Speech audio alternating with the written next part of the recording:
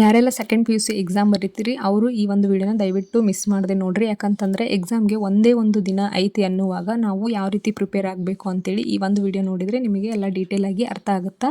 ಅಂತಂದರೆ ಎಕ್ಸಾಮ್ ನಾಳೆನೇ ಐತಿ ಅಂತಂದಾಗ ನೀವು ಇವತ್ತಿನ ದಿನ ಯಾವ ರೀತಿ ಪ್ರಿಪೇರ್ ಆಗಬೇಕು ಎಕ್ಸಾಮ್ಗೆ, ಮತ್ತು ಏನು ಓದಬೇಕು ಏನು ಓದಬಾರ್ದು ಅಂತೇಳಿ ನಿಮ್ಗೆ ಈ ಒಂದು ವಿಡಿಯೋ ನೋಡಿದರೆ ಡೀಟೇಲ್ ಆಗಿ ಗೊತ್ತಾಗುತ್ತೆ. ಒಂದೇ ಒಂದು ದಿನದಲ್ಲಿ ಓದಿ ಎಕ್ಸಾಮ್ನಲ್ಲಿ ಒಳ್ಳೆ ಸ್ಕೋರ್ ಮಾಡೋದು ಅಂತಂದಾಗ ನಿಮಗೆ ಕೆಲವೊಂದಿಷ್ಟು ಡೌಟ್ಸ್ಗಳು ಬಂದೇ ಬರ್ತಾವೆ. ಯಾವ ರೀತಿ ಡೌಟ್ಗಳು ಅಂತಂದರೆ, ಒಂದು ದಿನದಲ್ಲಿ ನಾನು ಯಾವ ರೀತಿ ಎಕ್ಸಾಮ್ಗೆ ಪ್ರಿಪೇರ್ ಆಗಬೇಕು, ನಿಮಗೊಂಥರ ಭಯ ಕಾಡ್ತಾ ಇರುತ್ತಾ ಅಂತಂದ್ರೆ ಅದ್ರ ಜೊತೆಗೆ ನಿಮ್ಗೆ ಒಂದು ದಿನದೊಳಗೆ ನಾಳೆ ಏನಿರುತ್ತಲ್ಲ ಸಬ್ಜೆಕ್ಟು, ಆ ಒಂದು ಸಬ್ಜೆಕ್ಟ್ನ ಸಿಲೆಬಸ್ನ ನಾವು ಯಾವ ರೀತಿ ಕವರ್ ಮಾಡೋದು ಎಲ್ಲನೂ ಓದಬೇಕಲ್ಲ. ಮತ್ತು ನಾಳೆನೇ ಎಕ್ಸಾಮ್ ಐತಿ, ಇವತ್ತು ಯಾವ ರೀತಿ ನಾನು ಎಲ್ಲನೂ ಓದಿ ಮುಗಿಸ್ಬೇಕು, ಮತ್ತು ಕೊನೆ ದಿನ ಆಗಿರುತ್ತಲ್ಲ ಅದಕ್ಕೆ ಯಾವ ರೀತಿಯಾಗಿ ಓದಬೇಕು, ಏನೇನೆಲ್ಲ ರಿವಿಷನ್ ಮಾಡಬೇಕು ಅಂತೇಳಿ ನಿಮಗೆ ಒಂದಿಷ್ಟು ಕನ್ಫ್ಯೂಷನ್ಸ್ಗಳು ಒಂದಿಷ್ಟು ಡೌಟ್ಗಳು ಬರೋದು ಸಹಜ. ಸೊ ಅವುಗಳನ್ನೆಲ್ಲ ನಿಮ್ಮ ತಲೆಯಿಂದ ತೆಗೆದಾಕ್ಬಿಡ್ರಿ.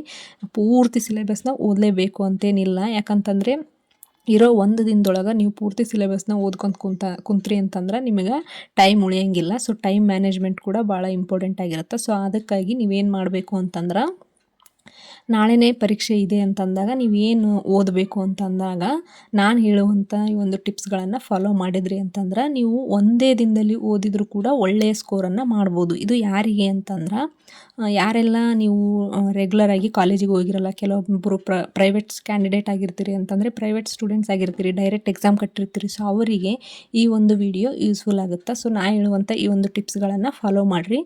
ಫಸ್ಟ್ ಟಿಪ್ ನೋಡಿರಿ, ರಿವ್ಯೂ ಯುವರ್ ಸಿಲೆಬಸ್ ಅಂತಂದರೆ ನೀವು ನಿಮ್ಮ ಸಿಲೆಬಸ್ನ ಒಂದು ಸರ್ತಿ ನೋಡ್ಕೊಳ್ರಿ. ಇವಾಗ ನಾಳೆ ಯಾವ ಎಕ್ಸಾಮ್ ಐತಲ್ಲ ಆ ಒಂದು ಎಕ್ಸಾಮ್ನ ಎಲ್ಲ ಚಾಪ್ಟರ್ಗಳನ್ನು ಒಂದು ಸರ್ತಿ ನೋಡ್ಕೊಳ್ರಿ.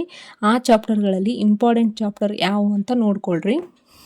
ಅದ್ರ ಜೊತೆಗೆ ಮಾಡೆಲ್ ಕ್ವಶನ್ ಪೇಪರ್ ಇರ್ತಾವಲ್ಲ ಅಂತಂದರೆ ನಿಮ್ಗೆ ಈಗ ಎಕ್ಸಾಂಪಲ್ PUCದು ವೆಬ್ಸೈಟಲ್ಲಿ 3 ಮಾಡೆಲ್ ಕ್ವಶನ್ ಪೇಪರ್ನ ರಿಲೀಸ್ ಮಾಡಿರ್ತಾರೆ. ಅದ್ರ ಜೊತೆಗೆ ನೀವು 2 ಪ್ರಿಪ್ರೇಟರಿ ಎಕ್ಸಾಮ್ನ ಬರೆದಿರ್ತೀರಲ್ಲ, ಟೋಟಲ್ ಆಗಿ 5 ಮಾಡೆಲ್ ಕ್ವಶನ್ ಪೇಪರ್ನ ಇಟ್ಕೊಂಡು ನೀವು ಇಂಪಾರ್ಟೆಂಟ್ ಚಾಪ್ಟರ್ನ ಡಿವೈಡ್ ಮಾಡಿಕೊಂಡು ಆ 5 ಮಾಡೆಲ್ ಕ್ವಶನ್ ಪೇಪರ್ನಲ್ಲಿ ಕೇಳಿರ್ತಕ್ಕಂಥ ಕ್ವಶನ್ಗಳನ್ನು ನೀವು ರಿವಿಷನ್ ಮಾಡಿದ್ದೇ ಆಯಿತು ಅಂತಂದ್ರೆ ನೀವು ಆರಾಮಾಗಿ 50% ಪಾಸ್ ಆದಂಗೆ ನೋಡಿರಿ. ಆ ಒಂದು 5 ಕ್ವಶನ್ ಪೇಪರಲ್ಲಿ ಏನು ಕೇಳಿರ್ತಾರಲ್ಲ ಅದ್ರದ್ದು ಒಂದು 50 to 70% ಅಬೋನೇ ನಿಮಗೆ ಕ್ವಶನ್ಗಳು ಮೇನ್ ಎಕ್ಸಾಮ್ನಲ್ಲಿ ಕೇಳೋ ಚಾನ್ಸಸ್ ಇರುತ್ತೆ. ಸೊ ಹಂಗಾಗಿ important chapters plus model question ಪೇಪರ್ನ ಇಟ್ಕೊಂಡು ನಾಳೆನೇ ಎಕ್ಸಾಮ್ ಐತೆ ಅಂದಾಗ ಆ ಮಾಡೆಲ್ ಕ್ವಶನ್ ಪೇಪರ್ನಲ್ಲಿ ಇರ್ತಕ್ಕಂಥ ಕ್ವಶನ್ಗಳನ್ನು ಮಾತ್ರ ರಿವೈಸ್ ಮಾಡಿರಿ. ಬೇರೆ ಏನೂ ಓದಕ್ಕೆ ಹೋಗ್ಬೇಡ್ರಿ, ಸುಮ್ಮನೆ ಟೈಮ್ ವೇಸ್ಟ್ ಆಗುತ್ತೆ.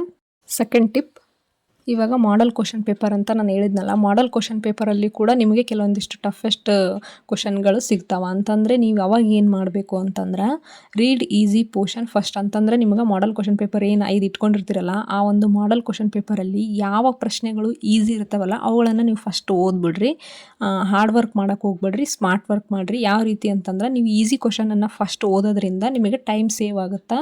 So don't waste your time ಅಂತಂದರೆ ನೀವು ಫಸ್ಟ್ ನೀವು ಟಫ್ ಇದ್ದು ಅಂತ ಒಂದು ಪ್ರಶ್ನೆಗಳನ್ನು ಹಿಡ್ಕೊಂಡ್ರಿ ಓದಕ್ಕಂತಂದ್ರೆ ಅಲ್ಲೇ ನಿಮಗೆ ಟೈಮ್ ವೇಸ್ಟ್ ಆಗಿಬಿಡುತ್ತೆ. ಸೊ ಈಸಿ ಕ್ವಶನನ್ನು ನೀವು ಓದೋದ್ರಿಂದ ನಿಮಗೂ ಕೂಡ ಒಂಥರ ಕಾನ್ಫಿಡೆನ್ಸ್ ಬಿಲ್ಡ್ ಆಗುತ್ತಾ. ಅಂತಂದರೆ ನಾ ಇದನ್ನು ಓದಿ ಮುಗಿಸಿದೆ ಅನ್ನೋವಂಥ ಒಂದು ಕಾನ್ಫಿಡೆನ್ಸ್ ನಿಮ್ಮಲ್ಲಿ ಬಂದಾಗ ನೀವು ನೆಕ್ಸ್ಟ್ ಹಾರ್ಡ್ ಕ್ವಶನಿಗೆ ಹೋಗ್ಬೋದು. ಅಂತಂದ್ರೆ ಕಠಿಣವಾದಂಥ ಪ್ರಶ್ನೆಗಳನ್ನು ನೀವು ಓದ್ಬೋದು. ಸೊ ಹಾಗಾಗಿ ಮಾಡೆಲ್ ಕ್ವಶನ್ ಪೇಪರಲ್ಲಿಯೂ ಕೂಡ ನೀವು ಫಸ್ಟ್ ಟಫೆಸ್ಟ್ ಆದಂಥ ಒಂದು ಕ್ವಶನ್ಗಳನ್ನು ಓದಕ್ಕೆ ಹೋಗ್ಬೇಡ್ರಿ. ಪ್ರಾಕ್ಟಿಕಲ್ ಆದರೂ ಅಷ್ಟೇ, ಥಿಯರಿ ಆದರೂ ಅಷ್ಟೇ, ಫಸ್ಟ್ ಈಸಿ ಇದ್ದಂಥ ಒಂದು ಕ್ವಶನ್ಗಳನ್ನು ಓದಿ ಮುಗಿಸಿ ಆಮೇಲೆ ಹಾರ್ಡ್ ಕ್ವಶನ್ಗಳಿಗೆ ಟ್ರೈ ಮಾಡಿರಿ. ಅದು ಹಾಗೇ ಆಗುತ್ತಾ ಅಂತಂದರೆ ನೀವು ಓದಿದರೆ ಸಾಕು. ಜಸ್ಟ್ ಸುಮ್ಮನೆ ನೀವು ಡೆಪ್ತಾಗಿ ಏನೂ ಓದಕ್ಕೆ ಹೋಗ್ಬೇಡ್ರಿ.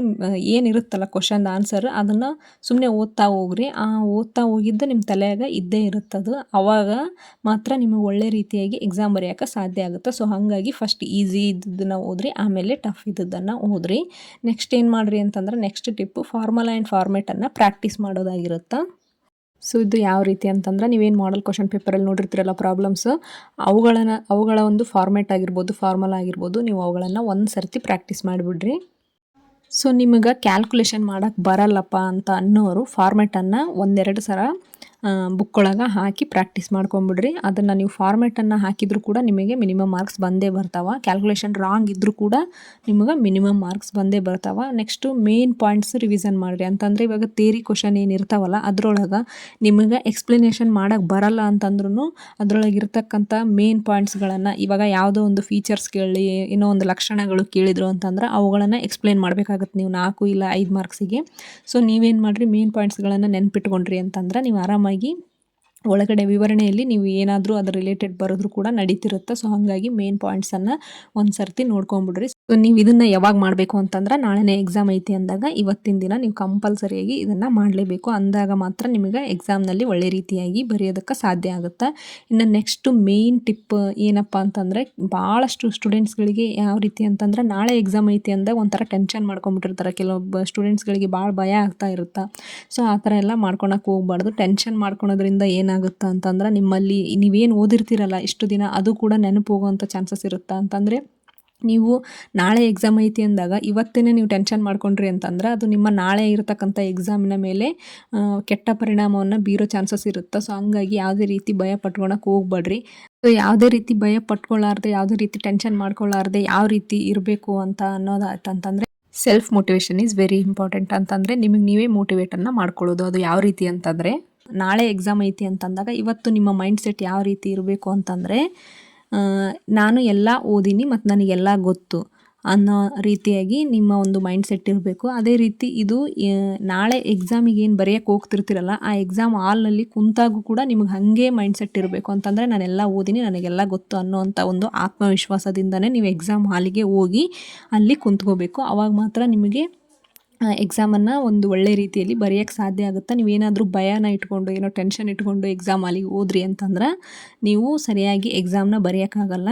ಸೊ ಹಂಗಾಗಿ ಎಕ್ಸಾಮ್ ಹಾಲ್ನಲ್ಲಿ ಕೂಡ ನೀವು ಈ ರೀತಿಯಾಗಿ ಒಂದು ನಿಮ್ಮ ಮೈಂಡ್ ಸೆಟ್ನ ಇಟ್ಕೋಬೇಕಾಗುತ್ತೆ. ಅಂತಂದ್ರೆ ನೀವೇನೆಲ್ಲ ಹಿಂದಿನ ದಿನ ಓದಿರ್ತೀರಲ್ಲ ಅದೇ ಒಂದು ಮೈಂಡ್ ಸೆಟ್ಟಲ್ಲಿ ಹೋಗಿರಬೇಕು. ನಾನೆಲ್ಲ ಓದಿನಿ, ನನಗೆಲ್ಲ ಗೊತ್ತು, ನಾನು ಓದಿದಂಥ ಕ್ವಶನ್ಗಳೇ ಎಕ್ಸಾಮ್ನಲ್ಲಿ ಬರ್ತಾವೆ, ನಾನು ಆರಾಮಾಗಿ ಎಕ್ಸಾಮನ್ನು ಬರಿತೀನಿ, ಸೊ ನಾವು ಒಂದು ಒಳ್ಳೆ ರೀತಿಯ ಮಾರ್ಕ್ಸನ್ನು ತೊಗೊತೀನಿ ಅನ್ನೋವಂಥ ಒಂದು ಮೈಂಡ್ ಸೆಟ್ನಲ್ಲಿ ನೀವು ಎಕ್ಸಾಮ್ ಹಾಲ್ಗೆ ಹೋಗಿ ಎಕ್ಸಾಮನ್ನು ಬರಿಬೇಕಾಗುತ್ತೆ. ಸೊ ಈ ಒಂದು ವಿಡಿಯೋ ನಿಮಗೆ ಯೂಸ್ಫುಲ್ ಆಯಿತು ಅಂತಂದ್ರೆ ದಯವಿಟ್ಟು ಒಂದು ಲೈಕ್ ಮಾಡಿರಿ, ಹಾಗೆ ನಿಮ್ಮ ಫ್ರೆಂಡ್ಸ್ಗಳಿಗೆ ಶೇರ್ ಮಾಡಿರಿ. ಹೊಸದಾಗಿ ನೋಡ್ತಾ ಇರೋರು ನಮ್ಮ ಚಾನಲ್ನ ಸಬ್ಸ್ಕ್ರೈಬ್ ಮಾಡ್ಕೊಂಡು ನೋಡಿರಿ. So thank you for watching.